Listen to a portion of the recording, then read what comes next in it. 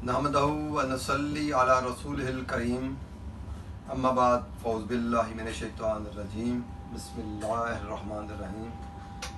मेरे प्यारे भाइयों, मेरे मोहसन, मेरे अजीज़ों, मेरे बरादर्स हुक्म अकराम, अस्सलाम वालेकुम व रहमतुल्लाहि व बरकातुहू।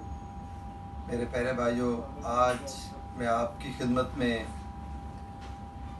हब्बे शिंगरफ अंबर कस्तूरी वाला पेश कर रहा हूँ। आपकी खिदमत में पेश है सबसे पहले मेरे प्यारे भाइयों ज़ाफ़रान। ये ज़ाफ़रान है कश्मीर का, कश्मीरी ज़ाफ़रान बोलते हैं इसको। दुनिया में सबसे बेहतरीन जो ज़ाफ़रान है वो कश्मीर का है। और सेकेंडली मेरे भाइयों प्यारे, ये मरवारीद हैं, खशखाश के दाना खशखाश के बराबर मरवारीद, इनको मरवारीद कहते हैं जी। मेरे प्यारे भाइयों, ये अंबर है दमिश्क का। दुनिया में सबसे टॉप का बेहतरीन अंबर जो है ना वाइट, वो दमिश्क का होता है। मेरे प्यारे भाइयों, ये कस्तूरी है, ये देखिए, ये कस्तूरी इसमें डालूँगा।